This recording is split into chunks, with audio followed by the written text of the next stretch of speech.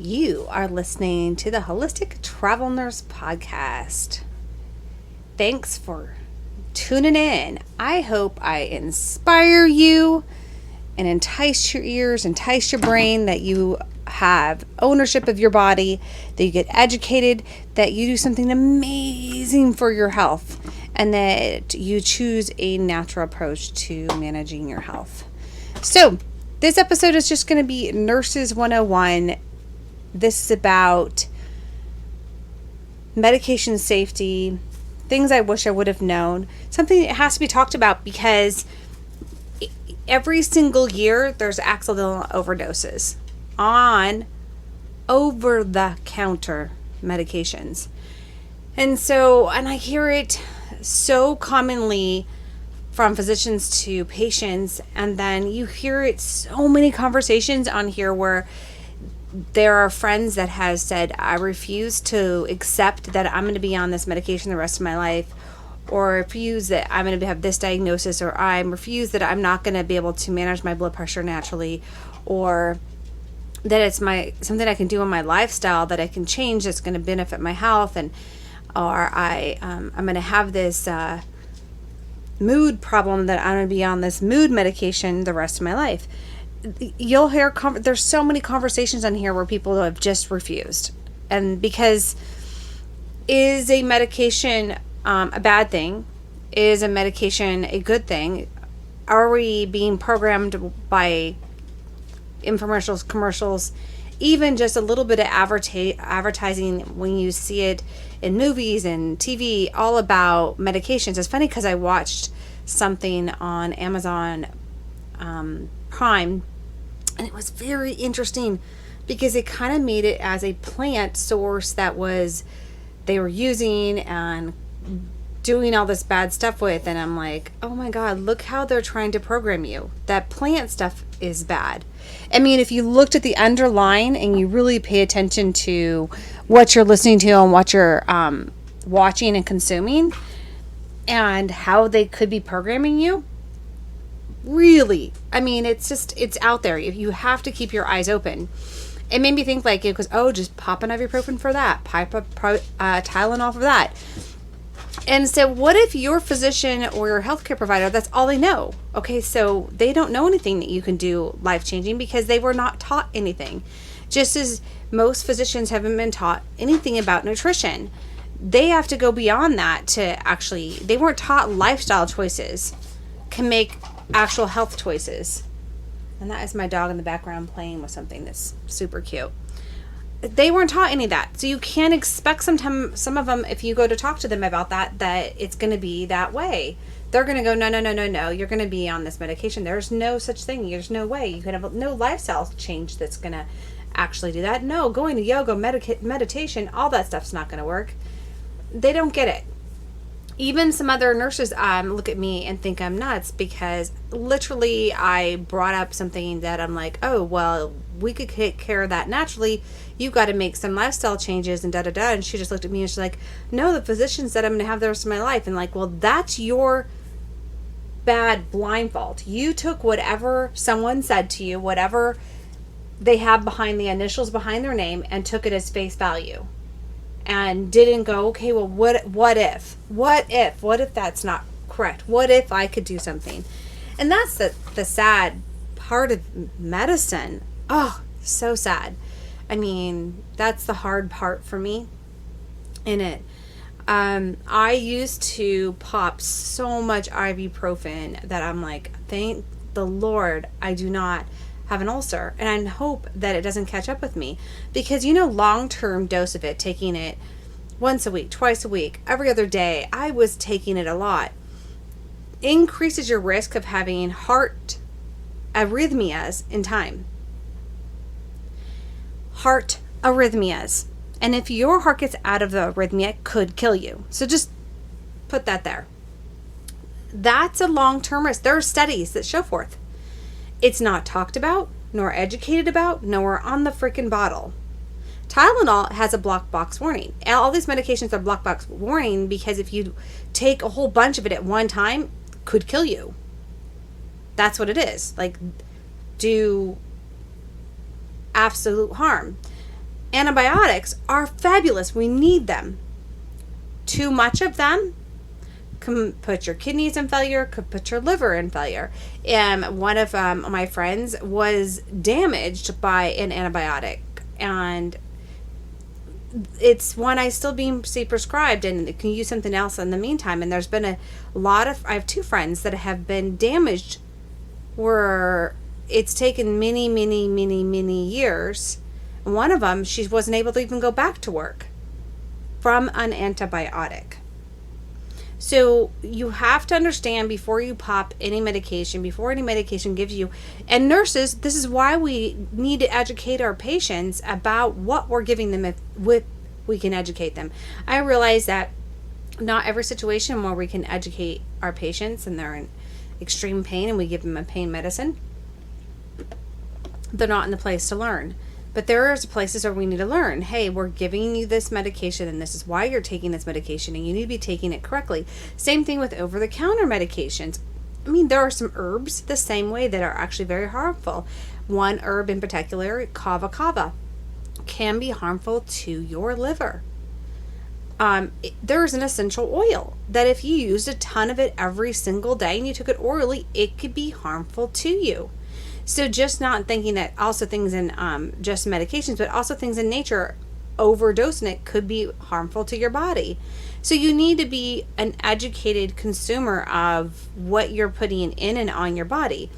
I think of that when it comes to ladies and our self-care regimens and the products that we use on our skin, that we're in your shower right now. If there are carcinogenic chemicals, what are you putting underneath your arms, on those lymph nodes, close to those boobs?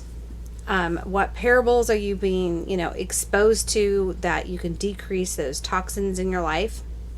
What are some of those things that you could be doing that you could make better choices for? So those are just, swap this for that. And there's so much of that. And you get educated on I get educated all the time on what would be best for you. I take these little containers full of, just think of how many pills are in here, or supplements I take. Oh my goodness. Because my husband and I were talking about it. He goes, you make me take so many. I'm like, don't take them all at once. I take them like throughout the day, or wait 10 minutes in between what I take. 1, 2, 3, 4, 5, 6, 7, 8, 9, 10, 11, 12, 13, 14, 15, 16, 17, 18, 19, 20, 21, 22. You're going, what is she counting? 22 supplements in one day. Well, no, because I take some at night. So more than that. And if I don't take my supplements, I don't feel my best. I feel achy, not enough energy. I literally don't get all the nutrients I need in my food. I need my supplementation. And there's so many other some herbs in there, and some my omega-3s in there. There is a whole lot of things that I take every single day. And a rare occasion, actually, I took a Tylenol yesterday for the first time. I took a Tylenol maybe a year and a half. So I took a Tylenol. I remember when I had a fever, when I was sick with the flu, a couple of years, 2 years ago. I think it's been 2 years. 2 years! And then I thought about it today going, did it actually benefit me? Because I have a 2nd-degree burn on my knee right now. At night, getting comfortable in the bed, and I'm taking an over-the-counter, and I'm taking a fourth. I cut it in fourths. So I've done that with the Tylenol, of this over-the-counter medication to help me sleep, because it's so uncomfortable and it's painful. And I waited to do my dressing. I did my own dressing. This kind of wound I have, you could have gone and seen in my social media if you were curious. And this was in June. If you're listening to this way in the future, you have to scroll back through my social media, my Instagram or whatever, if you're super curious about my wound. And it was painful. And I did the dressing. I couldn't go to sleep. I was in some pain. I could have cried. That's how it hurt. And I was like, and then I went through and I'm like, well, I could take a Tylenol. This is for something I could, and I didn't own any. And I was like, well, shoot, I don't own any Tylenol. So I went and got Tylenol, took it last night, and then I still was able to go to sleep, but I was waking up in the middle of the night. Crazy freaking storm last night. I mean, we live in an RV full time and travel, and my husband was not home, and we had this massive hail and wind, and I just sometimes feel like you're in an RV, and well, Mars is a fifth wheel, but it feels like the wind hits it. You feel like you're on a ship just getting rocked, and I'm like, holy crap. And it's happened, we've just been through some storms before, so I'm just like, okay, well, as long as the thunder and lightning doesn't just, one time it just was over our trailer so loud and just shook the RV. Oh, it's kind of scary. So that woke me up. And then it was, my leg was uncomfortable a couple other times, and I just was like, okay, I refuse to get up and take Tylenol. And I have a dressing on it. And so I did some other things to manage the discomfort that I didn't have to get up and try to take a Tylenol. And I should have taken almost a half a dose of one, since I literally have not taken one in a long time. And because I have not taken such a thing in a long time, that it probably didn't do that. You know what I did what I did for the pain, actually, in the morning, and I can't do at night? You're going to think this is crazy, you guys, as a listener, but unless you're not, and unless you're totally into all the natural things like I am, but I did a coffee enema in the morning. I have a whole episode on it, and working for pain, it works. Now, it wires the crap out of me, because you do get caffeine that way, but it does kick in your liver to kick out glutathione, and at a huge rate, that helps calm inflammation and all these things going down in your body.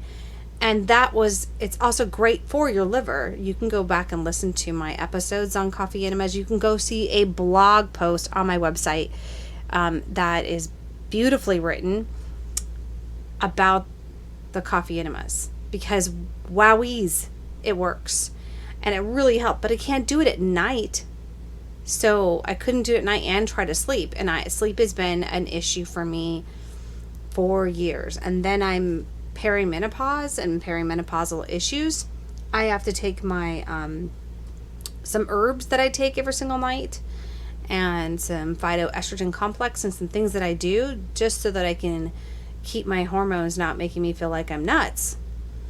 And I had to feel like I had to figure that out on my own. Yes, there is a friend of mine that I could have seen as a practitioner, but I kind of just, you live in your body, you deal with how you want to feel in your body, and not necessarily when it comes to how you want to feel in your body to what you want to do naturally in supplementation to feeling the best is kind of up to you.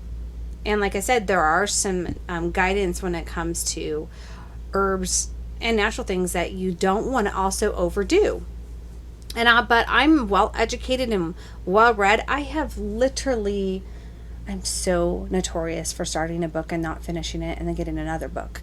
So just, if you know me and you want to buy me something and support me, send me a book. If you've written a book and you think you want to talk about it on the podcast, send it to me. You have to email me and figure out where I'm at to mail it to me, and I will read it, and then we'll talk about it.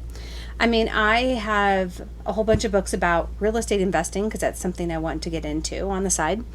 And then on health, I love Dr. Sarah Godfrey and Dr. Maria Schneider. Both of their incredible books when it comes to ladies and hormones. So Dr. Maria Schneider and Dr. Sarah Gottfried.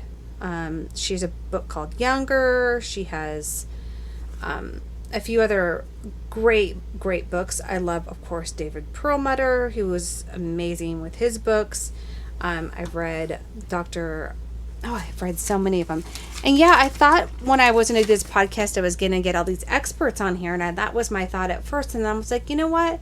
No, I listen to other podcasters and they have experts and they're great and they just kind of almost promote their books. And I was like, you know what? You know what I really love hearing? And I love listening to them too. That's part of the reason I love this podcast is I love real people like my friend Mitch, like my friend Tracy, like my friend Beverly, like my friend Kim, like my two Kims on here that have all been on this podcast. My friend Anne, who lives in Ireland, thank you. Too many of them who have had amazing stories, that have had amazing life experiences with life-changing stuff and pursuing a natural way and a lifestyle change to pursuing their health. Tracy, who was able to change her diet. It took a long time and got off blood pressure medications because she changed her diet. I mean, come on. That is so awesome. Those are the things that inspire me. Real people, real things, and that I say, okay, yes, you did it. You are an inspiration. I have a podcast coming up with a friend who has such a powerful story about helping her kid and mood management. Oh my goodness, you guys are going to look for that episode coming up. We had to put off the interview, and I look forward to those because I tell them I don't want all their story when they come on the podcast. I don't want it scripted. I want to be free flowing with the questions. I want them to feel open and be able to tell us, oh my gosh, this has changed my world. I made this life change. I made that life change. I tried this oil. I tried this lifestyle change, and it blew my mind. And over time, I'm not taking this medication anymore. I have more energy. I feel better in my moods. I mean, those are inspirational things. And I really believe that they need to be out in the world, and this is why this podcast exists. And I hope that you guys get that. I hope that this is unlike anybody else's. I love other people's podcasts, but I hope that you get that. And I hope you get that maybe I shouldn't be popping so many ibuprofens every day. Or maybe I should share this episode so they get educated about, okay, there is a high risk of how much ibuprofen you should be taking and shouldn't be taking it every day. Or, I mean, literally, I won't forget patients I've taken care of. This teacher that came in with an acute kidney injury from ibuprofen overdose. And it wasn't like just one time. She was consistently taking it, and it just is doing the damage on the kidneys. That she came in and was a total mess. I won't forget of a young lady years ago in an ICU in her 30s died from Tylenol overdose. Accidental, you guys. Accidental. And those patients, what they've been through kind of sticks with us as nurses, and we're like, oh, my heart breaks. We need to educate more of the population that there has to be safety in medications, there has to be safety in essential oil use, there has to be safety in herbal use. And unfortunately, there's no freaking safety when it comes to shopping and buying great food. I have rule of thumb: if you don't know how bad gluten is for you, go do the research. You can hear that episode on Eric here way early on. I think that's like in my first 10 episodes where I have Eric and Megan on, and they talk about their kid with celiac disease and how he wasn't even could not grow and develop because his celiac disease, and it took so long to get that diagnosis and realize that he is so gluten sensitive. And that so much of like why we buy organic and why you want to make sure that you're eating good quality meat, or make sure you're eating good quality food, is so important. Remember, food is information for your body, not fuel. Not just like fuel. It is information for your body. I just finished eating lunch and had and I thought, I put it into thought pattern. Okay, well, this is, I want my protein, but I do a lot of low carb, but I will eat fruit. It's summertime. I'm going to eat some watermelon. I would love an organic peach. So I will eat my fruit. I won't. That is like a dessert to me though, compared to the most individuals. Then again, when it comes to like, I like planned out like, okay, I work at the hospital this week and I'm going to take this yummy salad with me. I'm going to be intentional about what I feel and what kind of nutrients I'm putting in my body. Just like in my supplementation. It's not just like, oh, well, you can go buy all these supplements. Oh my gosh, at the grocery store, stay away. You're not even getting anything halfway of real stuff in there. There's a huge risk involved in some of those supplementations and what they call vitamins on the shelves in grocery stores. Just saying. You literally want to go as close as to whole food as possible. And that's what I do with my supplementation. So if you're curious, you can reach out to me and we'll I love working with people one-on-one. I love writing down, okay, well, here's what I would suggest you do. Here's what if you see your physician, you need to talk to them about, hey, these particular labs, or they should look at this with you, or you should try 30 days without this in your diet, because you just don't know. You just don't know how great you could feel.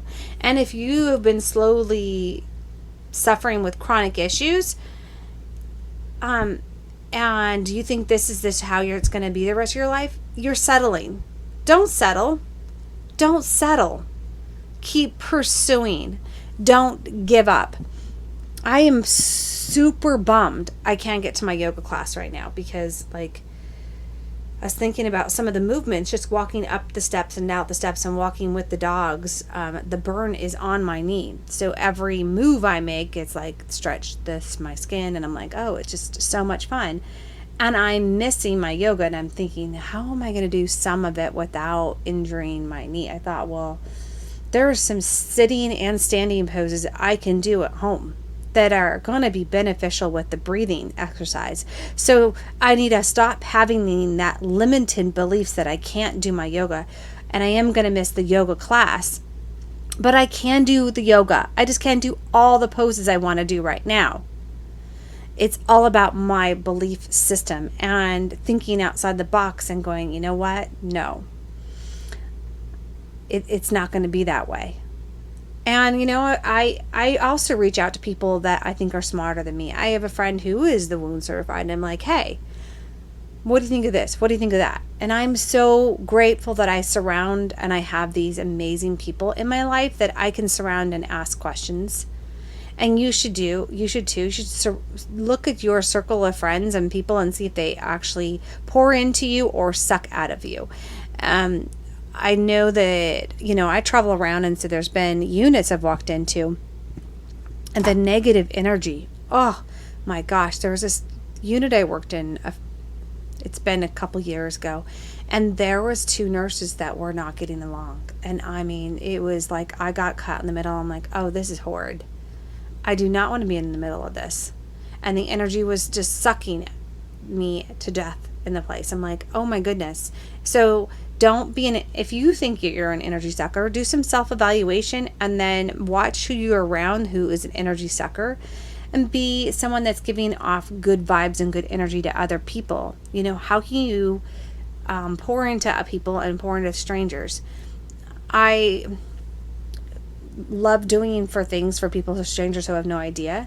But then again, I look out, and if I see a homeless person, I don't turn my head. If I see that they're hungry, I'm going to try to stop my car and feed them. If I am not in a rush, I'm going to go get them food. I am going to bring you food. I had a guy that was on the street somewhere sleeping, and I checked to make sure he was breathing.